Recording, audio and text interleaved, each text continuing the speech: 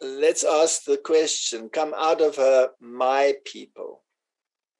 Where are my people then? They're obviously in Babylon, right?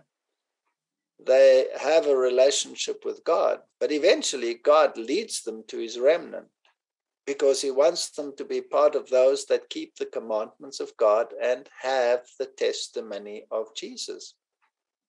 And the testimony of Jesus is the spirit of prophecy. And there is only one organization that fits the criteria. There is only one. It has to arise at the right time.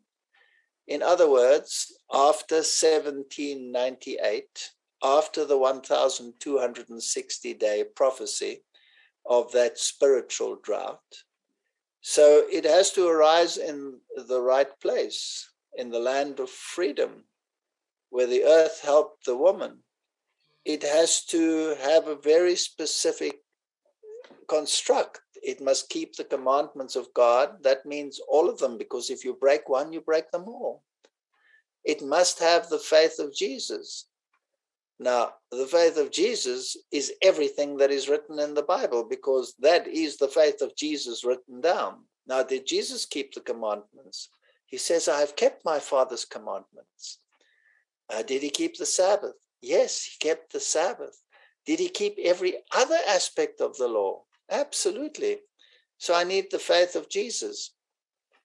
And it needs the spirit of prophecy. The remnant has the spirit of prophecy. So whether I like it or not, the Seventh-day Adventist Church is the only one that fits all the criteria. It has a specific message. It is a universal message. It is the three angels' message.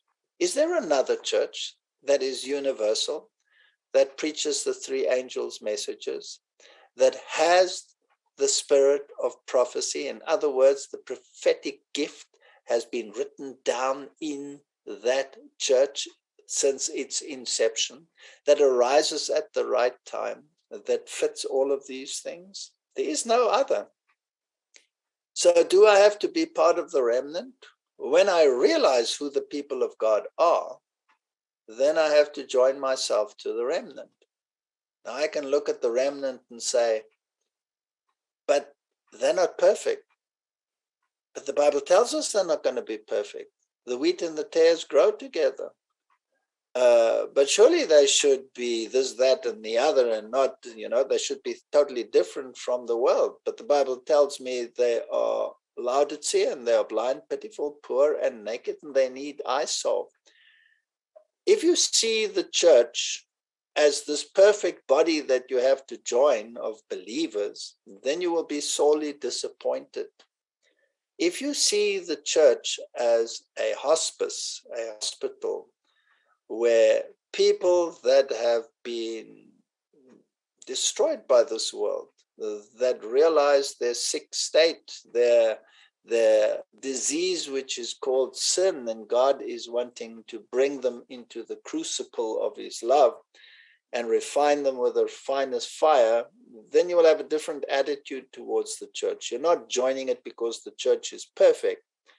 You're joining it because it has the perfect message, and it is the gathering of God's people. So my answer is, the more you study, the more you will eventually realize that there is only one way. And however uncomfortable that may seem to you, there's no other way. I came into this church kicking and screaming. If there was any way I could have avoided joining this church, believe me, I would have taken it. But I would have been fooling myself. There is no other way. And was it a bed of roses to join this church? No, it was a nightmare. But there's one thing that I found that is more precious than gold, and that is truth. And there are many that I find in this church that love the truth. There are many that distort the truth. There are many that war against the truth. Our greatest enemies will come from within and not from without. I know all of those things, but this doesn't make this any less the remnant of God. This is God's final movement, and there is nothing that comes after Laodicea. Nothing. There is no other movement. All the others that are mentioned in the book of Revelation, God says, if you do not conform, if you do not repent, I will remove your candlestick and give it to someone else. It's like a relay run. Pass the baton to someone who will actually run with it. Not in the case of Laodicea. There's no taking away of the baton and giving it to someone else. There's a spitting out. There's a shaking coming. And God will remove the dross from the silver in this church. So don't look at the dross. Look at the truth. And if the truth is there, buy it. Don't sell it.